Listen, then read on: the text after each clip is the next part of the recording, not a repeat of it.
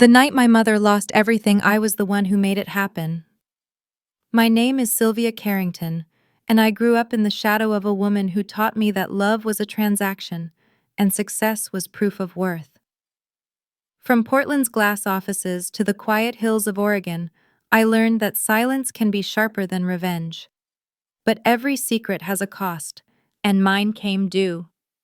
Like, share, comment, and subscribe to our channel. We always appreciate the time you spent here with us.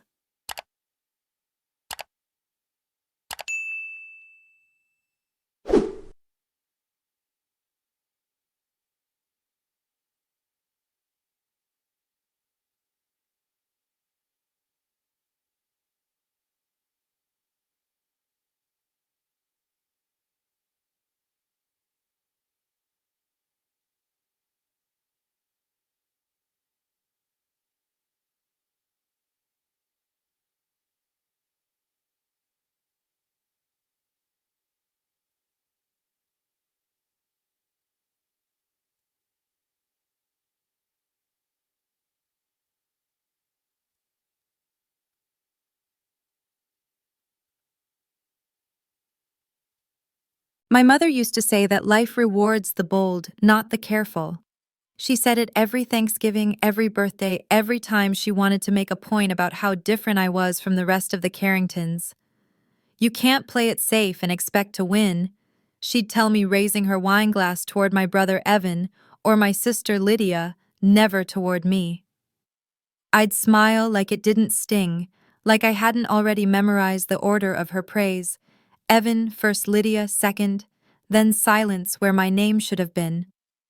In our family, silence was its own verdict. I grew up in Portland, Oregon, in a house where ambition was a currency and hesitation a sin. My mother, Marianne Carrington, ran her management consulting firm out of a refurbished Victorian downtown. She'd started it after divorcing my dad, a clean surgical separation that left her with the house, the firm, and the conviction that she was unstoppable. My father moved to Bend, remarried, and built houses in the quiet way architects do, with patience, not noise. I always preferred his kind of quiet. But in my mother's world, quiet meant failure. Evan inherited her charm. He spoke in polished bullet points, wore tailored suits to casual brunches, and had the kind of confidence that never flinched. Lydia, the youngest, turned her personality into a brand before she turned 25. She built a following online, curated every meal and smile, and called it authenticity. They both belonged to Mom's vision of success, visible, loud, admired. I was the one who stayed behind the scenes analyzing data at a sustainability startup tucked in a corner of the Pearl District. My work was quiet, measured, precise. Mom called it safe. Stable is just another word for stuck, she said one Sunday, walking through my apartment with her arms folded, scanning the neutral walls and the absence of ambition. You could do more if you had any fire in you, Sylvia. She said my name like it was a flaw she was diagnosing. I told her I liked my job. She sighed as if I'd confessed to mediocrity. That evening after she left, I sat by the window watching rain slide down the glass, tracing the blurred lights of the city. I knew she wasn't entirely wrong. There was a part of me that wanted more, but not her version of more. I didn't want a spotlight or an audience. I wanted control. Quiet, decisive, lasting control. At family dinners, control was the one thing I never had. Mom would host them at her house in Lake Oswego, a place so big it echoed. Marble floors, glass chandeliers, everything chosen to remind people she had made it. Evan would arrive talking about mergers, Lydia about brand partnerships. I'd bring dessert from a local bakery and sit near the end of the table listening. Every time I opened my mouth, Mom interrupted with some anecdote about her firm or one of her clients. When I stopped trying to join in, she accused me of being disengaged. At one of those dinners last year, she turned to me suddenly. "You ever think about getting an MBA?" she asked in that tone that was both casual and condescending. "Might teach you how the real world works?" Evan smirked. Lydia filmed a short clip of the wine glasses for her story. "I said I already understand how the real world works, Mom." She smiled thinly. "Understanding and succeeding are different things." Everyone laughed. That night, after driving home in silence, I poured myself a drink and opened my laptop. I'd been following Carrington and Company's numbers for months quietly from publicly available filings and business databases. Mom's firm looked successful on the surface, glossy website, polished presentations, all buzzwords and testimonials, but the financial data told another story. Revenues were flattening. Debt was creeping up. Two of her key clients hadn't renewed contracts. She'd taken out a short-term loan the previous quarter, likely to cover payroll. She didn't know I knew. It felt strange scrolling through the same analytics dashboards I used for my clients. Only this time, the numbers told a personal story, a slow, invisible unraveling beneath the surface of confidence. I wasn't happy about it. Not yet. Part of me still wanted her to win, to be the mother she pretended to be in public. Another part of me, the one that had listened to years of subtle humiliation, wanted to see what happened when the mask slipped. The next morning over coffee, I thought about how she would handle failure. Marianne Carrington didn't admit defeat. She rebranded it, dressed it in strategic language, and sold it as evolution. But cash flow wasn't something you could spin forever. She'd need capital soon. I imagined her pacing in her glass office, drafting proposals, calling old clients, refusing to acknowledge the numbers.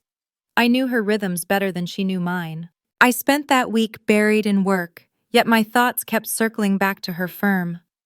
My company's office overlooked the Willamette River, and every time I saw the cargo ships moving steadily down the current, I thought about the contrast, how steady systems lasted, while my mother's kind of ambition burned through everything until it collapsed. Stability, the thing she mocked, was what kept the world turning. Friday evening, I stopped by her office unannounced under the pretense of dropping off some old tax documents she'd asked for months ago. She was on a call when I entered, her voice sharp, brittle. "Yes, I understand the terms," she said into the phone. "But you'll need to trust that our next quarter will look very different." When she hung up, she smiled at me as if nothing had happened. "You shouldn't come by without calling Sylvia. It looks unprofessional."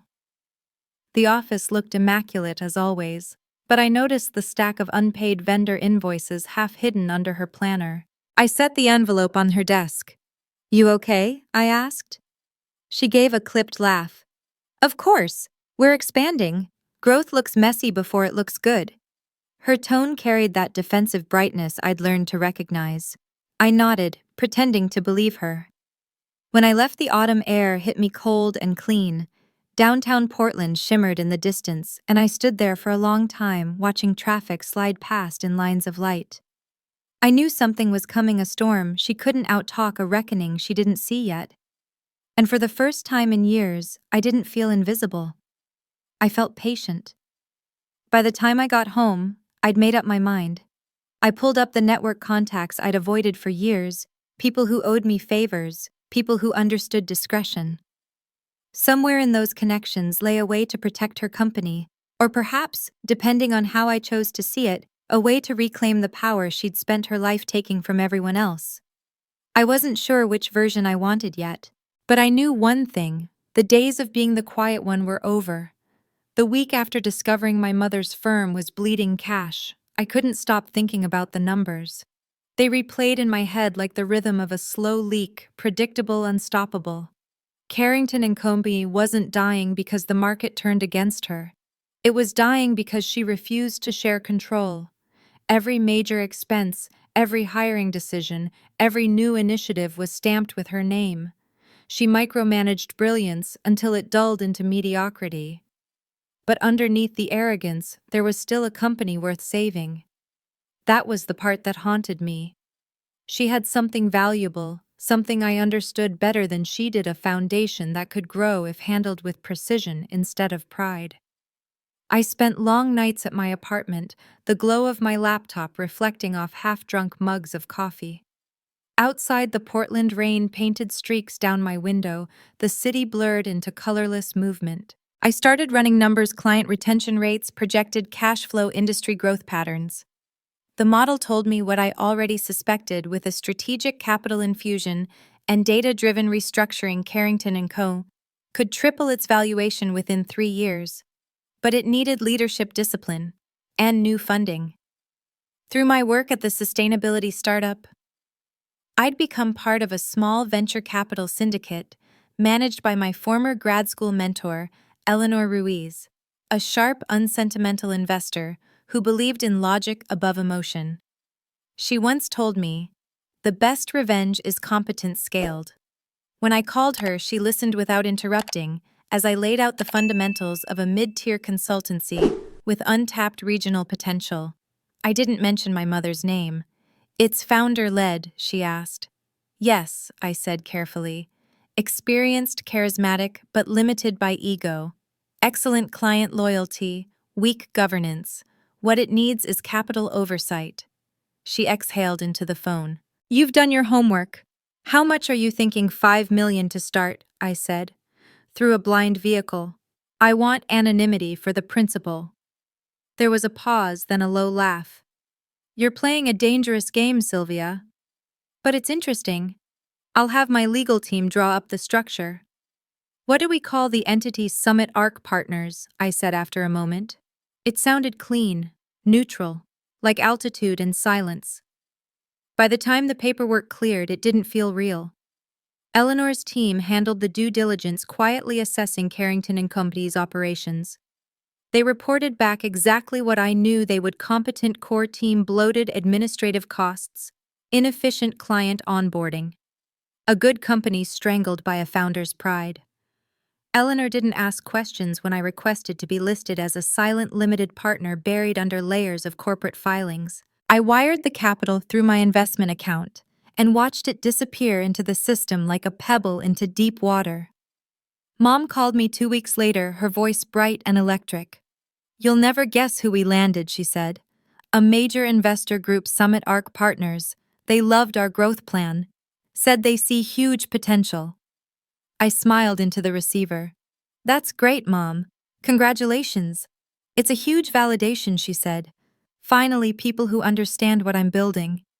She sounded younger, lighter, like she'd been waiting her whole life to be recognized by invisible strangers. "You must be proud," I said. "Proud." She laughed. "I earned it." The following month, she hosted a launch party at a boutique hotel downtown to celebrate the firm's new phase. I went out of courtesy. The event was exactly what I expected: white wine, networking, smiles, glass walls, reflecting ambition back on itself. Mom wore a tailored navy suit and introduced herself to every guest like a queen greeting her subjects. "We're scaling nationally," she told a cluster of reporters. "Summit Arc's investment will allow us to expand our client reach, develop proprietary analytics, and hire top talent." Every phrase was polished, every sentence rehearsed. She looked powerful, radiant, and for a fleeting moment, I felt proud too. Evan showed up late, talking loudly about his firm's deal flow. Lydia live-streamed snippets of the event, her followers sending waves of fire emojis as Mom gave her speech. I stayed near the back, a glass of champagne untouched in my hand. When she took the podium, she spoke about vision, leadership, and intuition. She didn't mention data or process or discipline, just instinct. Then she said it. "Most people analyze the world to death. They think too small, act too slow. Business rewards those who move." Her gaze swept across the crowd until it landed on me. She smiled faintly. "Some people think analyzing numbers makes them smart, but real strategy is courage." The audience laughed politely. My stomach tightened, but I didn't flinch. After the applause, she came to find me. "What did you think?" she asked, still glowing from the adrenaline of performance. "It was impressive," I said. "You've come a long way." She nodded, accepting the compliment as her due. "This is what separates the leaders from the observers," she said, glancing at my drink. "You should learn to take more risks, Sylvia. You can't measure everything." I almost told her that risk was exactly what I'd taken, that her miracle investors were mine. But I bit back the words. Instead, I smiled. "Maybe I'll surprise you one day." On the drive home, the city lights blurred into gold streaks against the wet pavement. The night smelled of cedar and diesel, and I felt the strangest combination of triumph and emptiness. I had just saved my mother's company without her ever knowing. She thought she'd won a game I had built. I should have felt vindicated, but all I felt was distance, an invisible line between what she believed and what I knew. Over the next few weeks, I watched the transformation unfold from afar. New hires, new office space, glossy press releases, touting unprecedented investor confidence. Carrington and Comby was thriving again, and every headline that praised her genius was a secret echo of my own decision. I had given her the lifeline she claimed to deserve, and she had no idea it came from the daughter she dismissed as cautious. One night, Eleanor called. "Your investment's performing well," she said. "You could stay anonymous forever, but you won't, will you?" I hesitated. "No, but not yet." She chuckled softly. "Revenge disguised as philanthropy. You always were elegant about your motives." I hung up and sat in the dark, letting her words settle. Maybe it wasn't revenge. Maybe it was proof. Proof that analysis wasn't the opposite of courage, that sometimes the quietest person in the room was the only one listening. I didn't know how long I could keep the secret, but for now it was mine alone, and that made it powerful. As I turned off the lights, I caught my reflection in the window, half shadow, half clarity, and whispered, "You wanted bold, Mom. Here it is." By the end of spring, Carrington and Company had become a name people in Portland actually recognized. Local business magazines ran glossy profiles of my mother, calling her a visionary in organizational strategy. Her photo was everywhere, arms crossed, chin lifted, eyes sharp. She looked like the hero she always imagined herself to be. The irony was, every inch of that growth was powered by the capital I'd funneled in through Summit Arc Partners. The contracts she bragged about signing, the clients she claimed she'd personally wooed, the software integrations that made her consulting process look cutting edge, every piece of it came from resources I'd arranged quietly in the background. Still, I said nothing. I was curious to see how long her self-made mythology could stand. I spent my weekdays at my own job running projections for environmental impact reports, and my nights reading the updates that came through our investment dashboards. Carrington and Company was outperforming expectations. Revenue up 38%. 2 new national accounts secured. The firm had moved into a sleek downtown office, glass walls, a waterfall in the lobby, modern art on the walls. I recognized the interior designer's name because my fund had paid her invoice. My mother was brilliant at selling success, and now with my money behind her, she finally had the stage to do it. She started showing up on panels talking about female entrepreneurship in a competitive economy. I watched one live stream where she said, "I built Carrington and Company from grit and intuition, not luck." I muted it halfway through. The more she spoke, the more I realized she believed her own fiction. She wasn't lying exactly, she just edited reality until it suited her narrative, and I'd let her. Family dinners became unbearable. Lydia talked about expanding her lifestyle brand. Evan bragged about a merger he'd advised on, and Mom interrupted both of them to tell stories about her record-breaking quarter. I kept my head down, swirling wine in my glass, pretending not to know that her quarterly report was in my inbox. She told everyone, "It's all about reading the market before the market reads you." Then she glanced at me. "Not everyone's cut out for that kind of instinct. Some people need rules to feel safe." My siblings laughed. I smiled thinly, reminding myself that control doesn't need validation. When the party ended, I helped her clear dishes while the others chatted in the living room. "You've really built something incredible," I said. She beamed, pleased by the compliment. "You see, Sylvie, business is about vision. You can't let numbers trap you in fear." "Numbers also keep the lights on," I said quietly. She chuckled. "You'll understand one day. Analytics have their place, but they'll never replace instinct. You're too cautious, that's your problem." She said it gently, like a diagnosis she'd already accepted. I wanted to ask if she'd ever considered that my caution was what had saved her from bankruptcy. But I didn't. She'd never believe it anyway. The next week, I took a rare afternoon off and visited Carrington and Company's new office under the pretense of dropping off a birthday card. The receptionist, bright and eager, recognized my last name. "Oh, Ms. Carrington, you must be Marianne's daughter. She talks about you all the time." My stomach tightened. "Really?" I asked. "What does she say?" The receptionist smiled. "She says you're the sensible one, keeps your feet on the ground. Every family needs one of those." I thanked her and left before my mother came out of a meeting. That night I started keeping notes, observations, statements, shifts in tone. I tracked how she talked about herself in interviews, how she presented her success as the product of divine talent, rather than collaboration.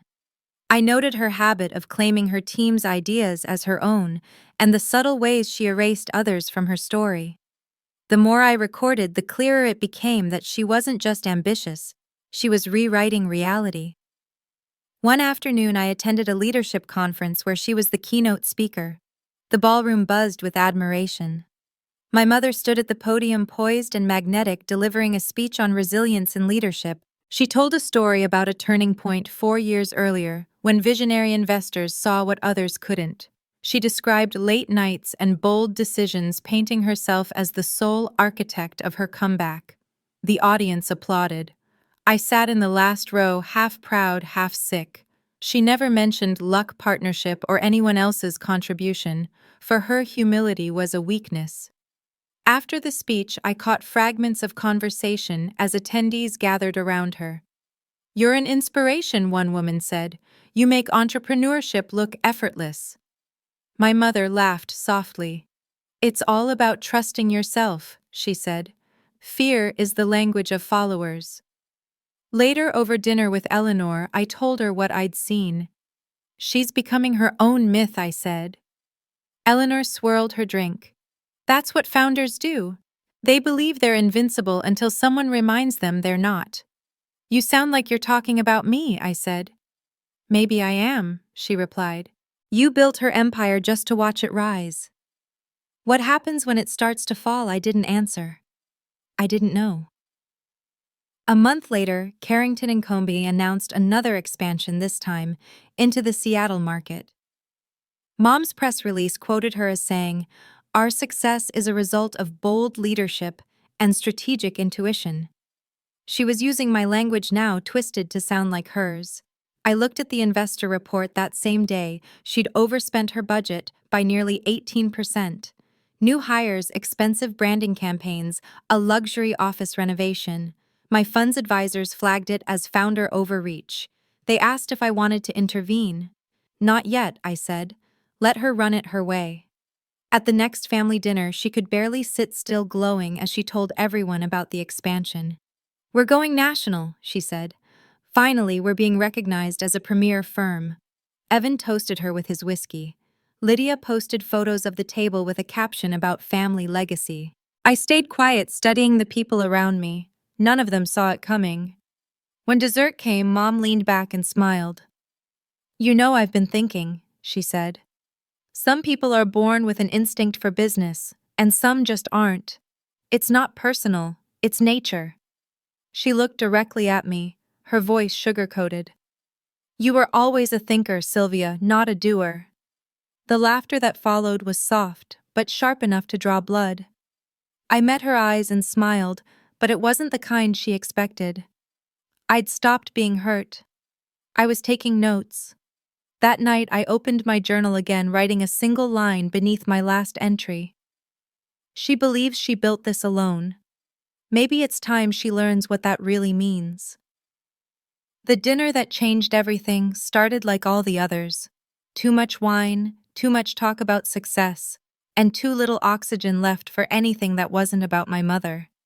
Her new house in Lake Oswego was even larger than the last, built for display, rather than comfort. Every surface gleamed. The chandelier above the dining table cast fractured light over the crystal glasses and polished silver, reflecting her favorite thing, herself. Lydia arrived in a cream dress that looked like it belonged in an advertisement, and Evan showed up late, fresh from Boston, wearing the self-satisfied grin of someone who never had to question his place in the family. I took my usual seat near the end of the table, the one farthest from Mom's line of fire. It was supposed to be a celebration for Lydia's latest brand deal, a sponsorship with a luxury wellness company that my mother claimed she had personally advised. She loved to take credit for her children's achievements almost as much as she loved to correct their mistakes. To Lydia, she said, raising her glass for proving that vision and persistence still matter. Lydia beamed, soaking in the praise. I clinked my glass politely, already rehearsing the small talk that would get me through the night. Dinner began with roasted salmon risotto and a conversation about expansion. Evan spoke about acquisitions and market timing. Lydia talked about content analytics as if she'd invented them. I tried to fade into the background, but Mom had other plans. Sylvia, she said suddenly, you work with data all day. You should help Lydia analyze her engagement metrics. Maybe it'll teach you something about turning numbers into results. The table laughed, not maliciously, but with the ease of habit. I smiled because what else could I do? I'd learned long ago that silence was safer than argument. Then she did something she hadn't done before. She turned the lesson into a performance. She began addressing the table but keeping her eyes on me. I've always believed success isn't about what you know, it's about what you do with what you know. Some people spend their lives collecting information but never take a leap. She gestured toward me with her glass. Sylvia's always been the analytical one, cautious to a fault. She could be brilliant if she stopped overthinking everything. My fork froze halfway to my plate. Lydia gave me a sympathetic smile. Evan smirked into his drink. I could feel my pulse in my throat, but I didn't say a word. I just watched her, watched the pride tighten her face as she continued. You can't live life on the sidelines and expect to be taken seriously. You either lead or you follow. Her words landed with the soft cruelty of a truth disguised as concern. Maybe one day you'll understand what it takes to build something from nothing. I set down my fork, wiped my hands on my napkin, and met her gaze. I'm happy where I am, I said evenly. Not everyone measures success in the same currency. She smiled the way people do when they think they've won. That's what people say when they've settled. Her tone was gentle, but I felt the knife edge beneath it. Evan changed the subject to real estate. Lydia gushed about a potential collaboration in Los Angeles. Mom relaxed, pleased with herself for having guided another conversation toward her own philosophy. I finished my wine and let their voices blur together. They spoke the same language: ambition as identity, status as love. I didn't belong at that table, but for the first time I didn't feel smaller because of it. I felt detached, cold. A stillness settled inside me that wasn't weakness anymore. It was clarity. After dinner, I helped clear the plates while they lingered in the living room. Mom followed me into the kitchen, humming softly as she loaded the dishwasher. I only push you because I know you're capable of more, she said. You just don't see it yet. Maybe you don't either, I said quietly. She paused, confused by the tone. What's that supposed to mean? I handed her a plate. You've built an empire on intuition. I admire that. But maybe intuition needs boundaries sometimes. Her brow furrowed. Boundaries are for people who don't trust themselves. She shut the dishwasher with unnecessary force. You're too sensitive, Sylvia. That's always been your problem. I smiled thinly. Or maybe I just see more than you think. She brushed it off and went to pour herself another glass of wine. I stood by the counter watching her reflection in the glass cabinets, composed, sure of herself, untouchable. And in that moment, something shifted. The sting of her words didn't burn anymore. They crystallized into resolve. I realized she'd never change. Not because she couldn't, but because she didn't have to. The world kept rewarding her for the illusion of control. The only way to break that illusion was to let it collapse under its own weight. When I left, the night air felt sharp and alive. The rain had stopped, leaving the streets slick with reflection. I drove in silence, the sound of the tires against the wet pavement steady and rhythmic. Every humiliation, every careless comment, every moment I'd swallowed my pride gathered into something sharper, a decision forming in the dark. Back at my apartment, I turned on my desk lamp and opened my laptop. The glow felt colder than usual, deliberate. I logged into the secure investor portal and stared at the numbers that had once given me a sense of satisfaction.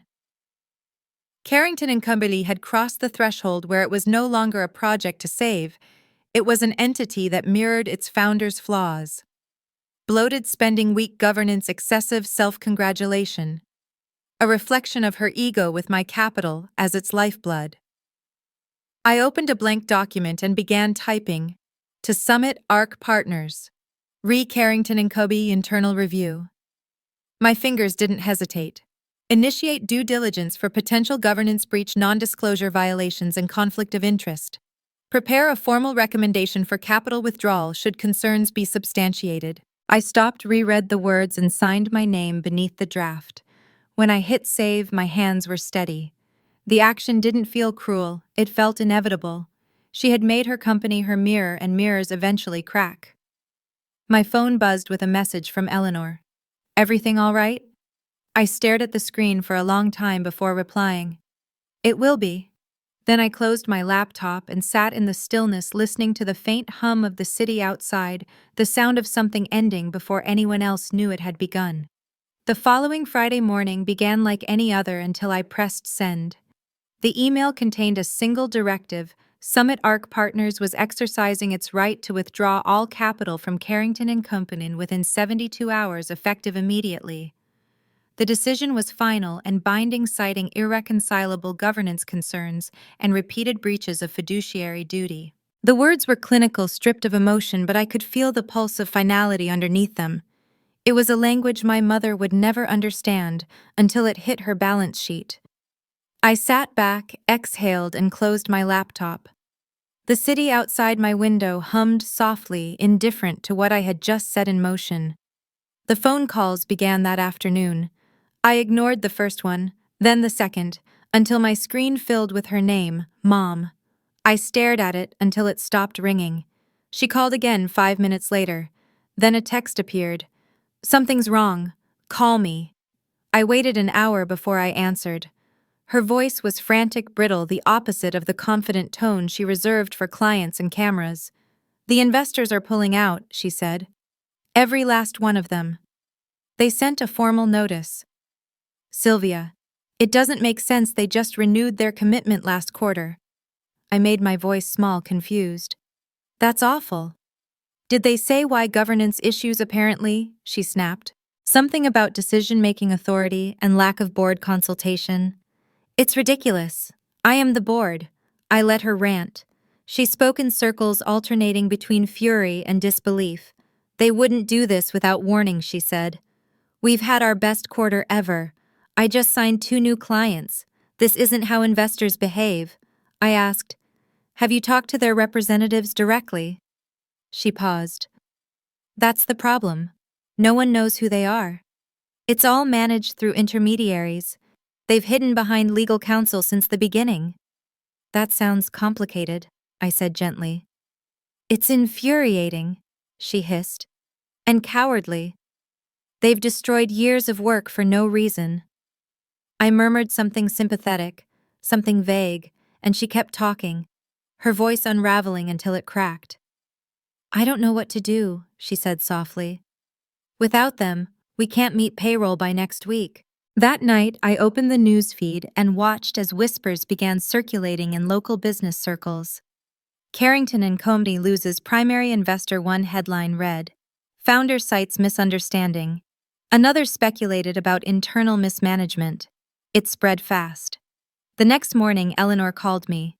It's done, she said. Legal confirmed withdrawal. The firm has 72 hours to secure replacement funding, but no one will touch them now. You've cut off their oxygen. I felt something heavy in my chest. Not guilt exactly, but a quiet ache. How bad will it get? I asked. Bad enough, she said. You knew that when you signed the order. Saturday morning, I drove to the waterfront and sat in my car staring at the reflection of the bridges on the river. My phone buzzed again. Mom. I answered. They're collapsing everything, she said, her voice raw. Lines of credit, frozen, partners backing out. Sylvia, they're saying I violated governance clauses, that I made unauthorized executive decisions. Can you believe that? Have you? I asked softly. There was a pause. Every decision I made was in the company's best interest. I didn't argue. She wouldn't hear it anyway. They're claiming I took credit for other people's work, she continued, for insights that came from external consultants. It's absurd. I built this company. I'm sure you did, I said quietly, but maybe the investors saw things differently. She sighed heavily. You sound like them. Detached. You don't understand what it's like to have something you built torn away by strangers. I almost told her I understood perfectly that I had watched her do it to me my entire life. But I didn't. Instead, I said, I'm sorry, Mom. I hope it works out. When the call ended, I sat there for a long time, the weight of silence pressing down like fog. For years, I'd dreamed of a moment when she'd finally face consequences for her arrogance. I thought it would feel like justice. It didn't. It felt like inevitability, a story that had only one possible ending. By Sunday, the crisis had reached its peak. Her CFO resigned. The head of operations followed hours later. Clients began canceling contracts citing instability. I received an email from the firm's legal department, part of the formal notification process. It was strangely impersonal, as if I were just another anonymous stakeholder. Which technically I was. That night she called again. This time her voice was quieter, hollowed out. My lawyer says there's nothing I can do. The investment agreement gives them full rights to withdraw capital without notice if they suspect misconduct. I didn't even know that clause existed. You signed the contract, I said softly. I trusted the people handling it, she whispered. I thought we were partners. The next morning I received a message from a journalist. Can you comment on the investor withdrawal from Carrington and Comey? Sources say the firm's founder was blindsided. I stared at the email until the cursor blinked out of rhythm with my heartbeat. I didn't respond. Some truths didn't need telling. Monday evening, she called one last time. It's over, she said simply. We're filing for bankruptcy. I could hear the faint echo of her office in the background, the hum of fluorescent lights, the emptiness of a place that used to buzz with ambition. I keep asking myself what I did wrong, she said. I worked harder than anyone. I gave everything to this company. Her voice trembled. Maybe I wasn't ruthless enough. That almost made me laugh. Instead, I said, maybe you just trusted the wrong people. She was quiet for a long time. You think that's it? Maybe, I said. Maybe it's not about trust. Maybe it's about control. After the call, I turned off my phone and stood at my window watching the lights across the river fade one by one. Somewhere downtown, her office was going dark for the last time. I imagined her standing there surrounded by silence, still trying to explain it all away. I felt no triumph, just release. The truth was, I hadn't destroyed her company. She had. I had only taken away the illusion that it belonged solely to her. When the final confirmation arrived that the withdrawal was complete, I forwarded it to Eleanor with 2 words, execute closure. She replied within minutes. Done.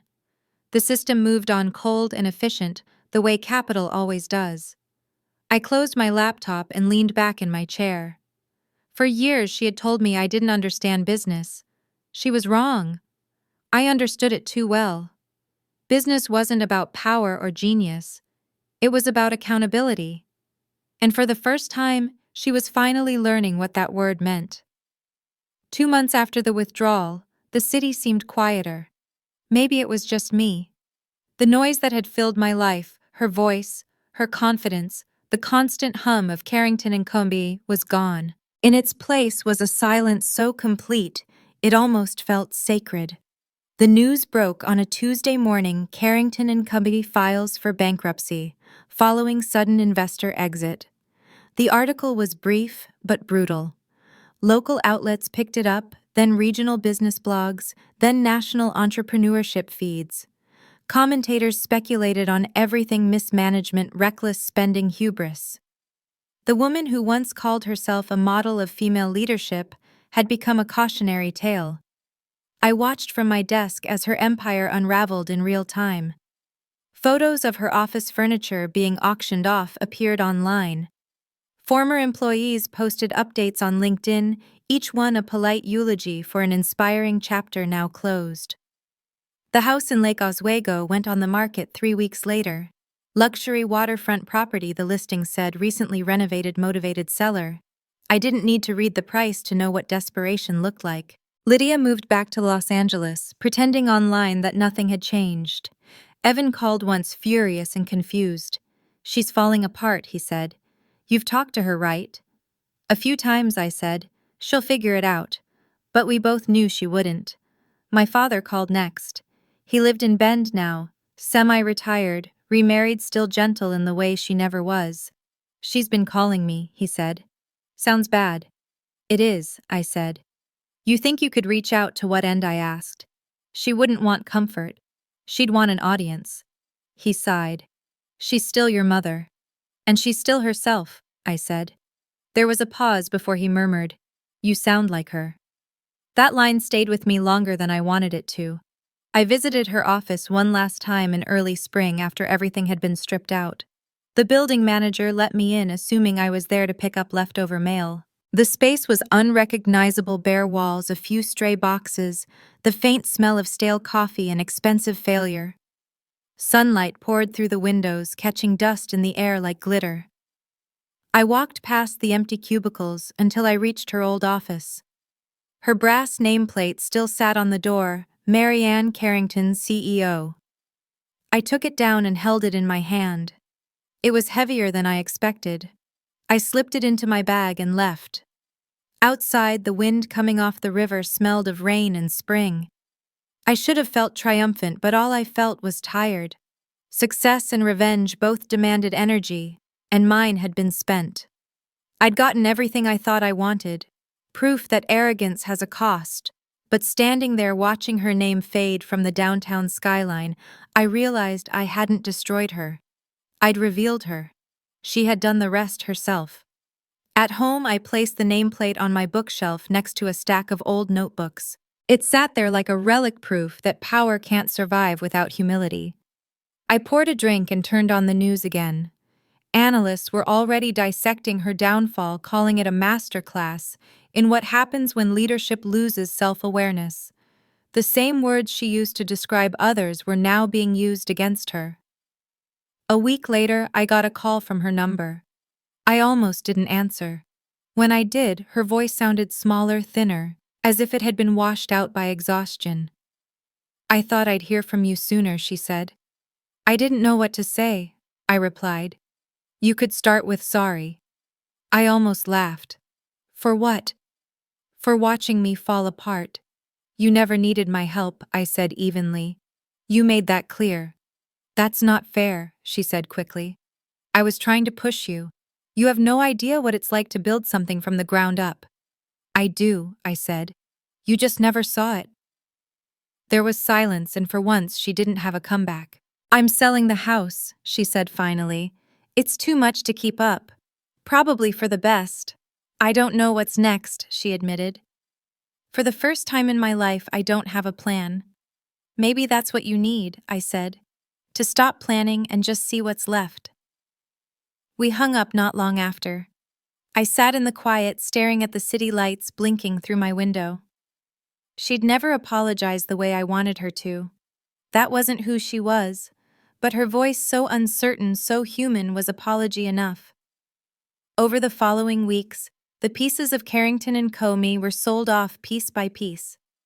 Another firm bought the client lists, a research company acquired the proprietary methodologies, and my fund quietly purchased the remaining assets through a shell entity for a fraction of their original value.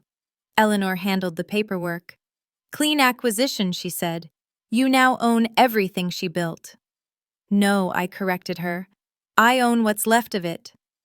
The media eventually moved on. The public has a short memory for other people's ruin. By the time summer arrived, no one was talking about Carrington and Co. anymore. My siblings avoided the subject altogether. Evan busied himself with work. Lydia posted photos from Italy, pretending her life hadn't been funded by a now bankrupt firm. At a barbecue in June, my father told me Marianne was staying with a friend until she figured out her next step. "She's quieter now," he said. like she's finally run out of words. I thought about her then, the way she used to stride into a room certain that the world bent to her will. It was strange to picture her still. Silence had never suited her, but maybe it would teach her something she'd never learned while speaking how to listen. That night, I went for a walk along the waterfront. The air smelled of cedar and rain. Somewhere across the river, a boat's horn echoed a low, mournful sound that carried farther than it should have. I stood there for a long time, watching the city reflect in the black water, and thought about all the invisible lines that connected us still. For all her flaws, she had taught me something valuable: to never let pride outrun accountability. She just never imagined I'd learn that lesson better than she did. When I got home, I picked up her nameplate again and turned it over in my hands. The engraved letters caught the lamplight sharp and cold. Then I placed it in a drawer and shut it gently. I didn't need to look at it anymore. I had carried the weight of her name long enough. Now I was ready to build something of my own, something quieter, but stronger. And this time, no one would mistake my silence for weakness. Thanksgiving came early that year, the kind of gray, overcast Oregon afternoon that made everything feel smaller. Evan was hosting at his new house in the West Hills, all sharp lines and modern wood accents. A home that looked like it had been designed to impress rather than comfort. The table was set perfectly as always, and the air smelled like roasted turkey and rosemary. I arrived late carrying a bottle of Pinot Noir, half expecting to see my mother standing in the doorway ready to command the room like she always had. But when she opened the door herself, I almost didn't recognize her. She looked thinner, older, as if the light that used to radiate from her had dimmed. Her hair was still perfectly styled, her makeup precise, but her eyes had lost that practiced gleam of superiority. "Happy Thanksgiving, Mom," I said. "Sylvia." She smiled faintly, the kind of smile that tried to remember how. "You made it?" "Of course," I said. "Wouldn't miss it." She took the wine, nodded, and moved aside to let me in. For the first time in my life, I realized she didn't dominate a space anymore. She simply occupied it. The dinner table looked familiar but quieter. Lydia scrolling on her phone, Evan carving turkey while trying to keep the peace, our father sitting beside his new wife, polite and reserved. Mom sat across from me, uncharacteristically silent.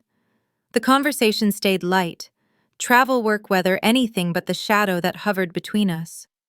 When Evan tried to draw her out by mentioning new opportunities, she smiled thinly. "I'm consulting with a firm in Seattle," she said. "Senior-level work, but nothing like running my own company." The words hung in the air like something fragile. "That's great," I said. "You deserve a break after everything." She gave me a small, measured look. "It's different. But maybe that's what I needed." The meal continued, but the rhythm was off. The family who used to orbit around her confidence was learning to speak without her permission. Evan and Dad talked about a new real estate deal. Lydia showed photos from a retreat. I stayed quiet, observing the strange absence where her authority used to be. There was relief in it, but also something close to pity. Power leaves a mark when it fades. After dessert, as people began clearing plates, Mom asked me to help her in the kitchen. We moved in silence, washing dishes side by side. The sound of running water filled the gaps that words couldn't. Finally, she spoke. "You've been busy," she said softly. "I read about Summit Ark's new acquisitions." My pulse quickened for a moment, but I kept my voice steady. "Just normal portfolio activity," I said. "Nothing special." "Still," she said, glancing at me, "I'm impressed. You always did have a head for analysis." It was the closest she had ever come to admitting she'd underestimated me. "I've been thinking a lot about the last few years," she continued. "How quickly things can change. I used to believe that success meant control, that if I just worked hard enough, I could keep everything together. But life doesn't really work that way, does it?" I dried a plate and set it on the counter. "No, it doesn't." "You were right, you know," she said quietly. "About boundaries. About seeing things clearly before they fall apart." I didn't know what to say to that. She looked down at her hands, pale under the fluorescent light. I was too proud to listen. I thought admitting weakness would make me smaller. Turns out it just made me blind. The words hit me harder than I expected. For a second, I almost wanted to tell her everything, that I'd been the investor she'd boasted about impressing, that I'd been the one who pulled the plug. But something stopped me. The truth wouldn't free her. It would crush what little dignity she had left. And for once, I didn't need her to know. Power wasn't about being seen, it was about peace. When we returned to the table, Evan poured coffee, and Lydia lit a candle in the center. The air felt easier, somehow less charged. Mom leaned back in her chair, her expression softer than I'd ever seen it. You know, she said to no one in particular, I spent most of my life thinking success meant always being the loudest voice in the room. But lately I've realized that silence can say more. No one replied, but the truth in her voice filled the space between us. After dinner, people drifted to the living room. I stepped outside for air. The backyard overlooked the city lights stretching across the hills like scattered stars. I was standing by the railing when Mom joined me. I owe you an apology, she said quietly, for what I said last Christmas. About your career, your choices, all of it. I was cruel. I turned toward her, studying her face. She meant it. You were honest, I said. Just not kind. She nodded. I thought I was helping you toughen up. I didn't realize you were already tougher than all of us. We stood there in silence, the cold air brushing between us. For the first time, she didn't fill the quiet with advice or judgment. She just looked tired. You ever think about what went wrong? She asked after a while. With the company? Sometimes, I said carefully, but maybe it wasn't one thing. Maybe it was just too much of you in all of it. She smiled faintly, not offended. You're probably right. I built that company in my own image, and it broke the same way I did, too proud to ask for help. She looked out over the city lights. If I could do it over, I'd listen more. Not just to the numbers, but to people. It's not too late to start, I said. She glanced at me, then her eyes shining with something like gratitude. You've changed, Sylvia. You carry yourself differently, calmer. Maybe I just stopped waiting for permission, I said. Back inside, Lydia was showing Evan a new video idea. Dad was laughing softly with his wife near the fireplace. For the first time in years, the family didn't revolve around my mother's energy. It revolved around its own quiet rhythm. She noticed it too. Strange, isn't it? She whispered, seeing them get along without me directing every move. Maybe it's good, I said. You finally get to just be part of it. She nodded slowly. Maybe. When it was time to leave, she hugged me at the door. It wasn't the stiff, performative embrace she used to give at events. It was warm, fragile, human. You're doing well, Sylvia, she said. I can tell. Thanks, Mom. As I turned to go, she added, Did you ever find out who those investors were? The ones who pulled out? I hesitated for half a second, then smiled. Not my department. Her laugh was quiet, almost wistful. Figures. You always were good at keeping secrets. I walked to my car, the cold air biting at my cheeks, and sat there for a long moment before turning the key. The city shimmered below, full of lives moving on. Somewhere behind me, she was closing the door to a house that no longer belonged to her story of triumph, but to her lesson in humility. And for the first time, I didn't feel like the forgotten daughter. I felt like the one who finally understood that strength isn't about revenge, it's about knowing when silence means victory. A year later, I moved east of Bend to a small vineyard that backed against the Cascade foothills. The property had once belonged to a retired architect who built it for silence, a place designed to hear your own thoughts. I kept it that way. My days followed a rhythm I'd never known before, the sun spilling over the hills at dawn, the scent of damp soil rising as I walked the rows, my laptop humming on the wooden table where I worked on new projects. There was no skyline here, no boardrooms, no need to prove anything. I had left that kind of noise behind. What I built now didn't need a name on a door. It only needed purpose. After the collapse of Carrington and Comey's Summit Arc, shifted its focus toward sustainable businesses, companies built on transparency and long-term value.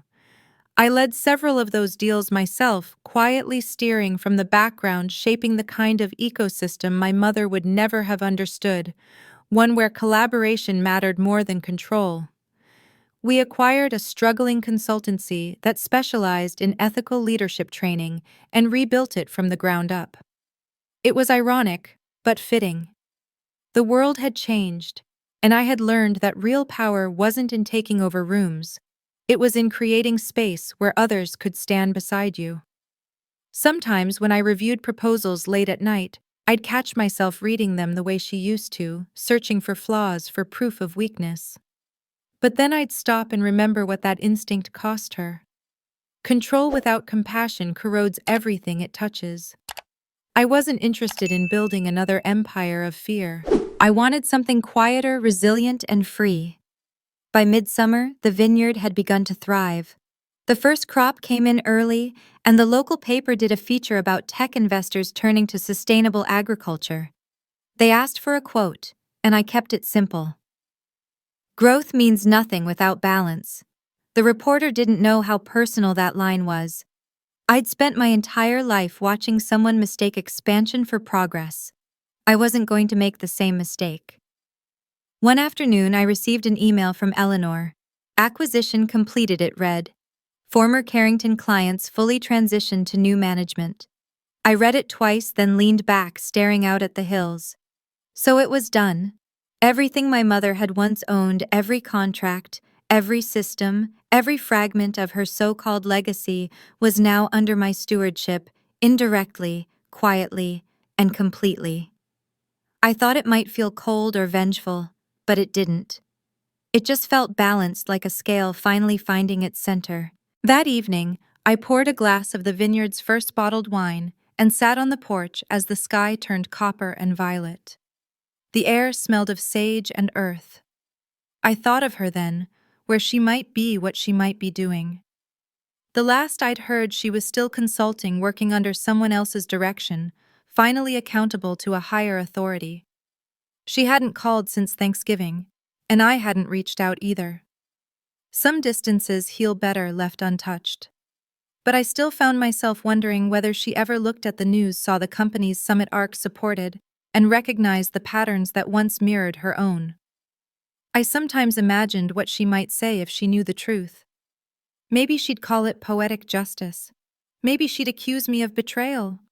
Or maybe she'd understand at last that it was never about revenge, it was about balance, about ending the cycle of arrogance that had consumed us both. I had inherited her drive, but I'd learned to temper it with something she never valued: restraint. As summer waned, I began mentoring a small group of women entrepreneurs. Most of them were just starting out, some in tech, others in social enterprises. And I saw reflections of my younger self in their hesitation, their quiet hunger to prove something. I told them the truth. My mother never told me that strength isn't about domination, and confidence isn't the same as arrogance. Power, I said during one session, isn't loud. It's the calm that comes when you don't need anyone's permission to move forward. They listened in that still way people do when a truth hits close to home. And in their eyes, I saw something new, a kind of understanding that didn't need applause. When harvest season came, I invited the vineyard workers and their families for dinner under the open sky. The long wooden table stretched across the field, covered in candles and food. We ate, talked, and laughed until the stars came out. It struck me then that this, not the polished boardrooms or power dinners, was what real success looked like: community gratitude and the quiet joy of building something that didn't need to be defended.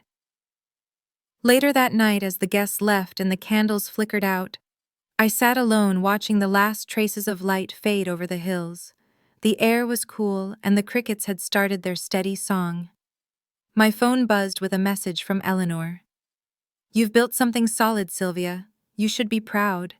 I smiled to myself and typed back, "It's not about pride anymore." Then I turned the phone off and let the quiet settle. There was peace in knowing that no one could take this from me because I hadn't built it out of ego. I'd built it out of lessons.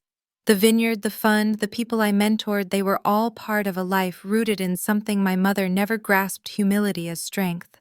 She had spent her life chasing validation. I had learned that the truest victories don't need witnesses. As I walked back inside, the nameplate I'd once taken from her office caught my eye, still tucked away on the bookshelf. I picked it up one last time, ran my thumb over the engraved letters, and felt nothing but gratitude. She had given me ambition even if she wrapped it in cruelty. She had given me drive even if she tried to own it. Without her, I might never have understood how dangerous pride could be, or how liberating it was to let go of it. I placed the nameplate back on the shelf and turned off the light. The house fell into stillness, the kind that hums with completion rather than emptiness. Outside, the vineyard stretched into the darkness, alive with the quiet hum of things growing unseen. I sat down by the window, opened my laptop one last time, and wrote a note to my investors: expansion complete. No further acquisitions planned. Focus shifting to mentorship and sustainability. I hit send, closed the lid, and exhaled. The silence afterward felt like freedom. I poured the last of my wine, looked out across the dark rows of vines, and whispered to the night Mom said I'd never make it in business. She was half right. I smiled, not from triumph, but from understanding. I hadn't just made it in business, I'd made it beyond it. And that at last was enough. As Sylvia finally closed the chapter on her mother's shadow, she found that peace wasn't about winning, it was about walking away with her soul intact. If this story moved you, make sure to subscribe for more stories of family betrayal and redemption. Leave your thoughts in the comments, we read every single one of them. Thank you for listening. This has been a story from Revenge Hour. We'll see you next time.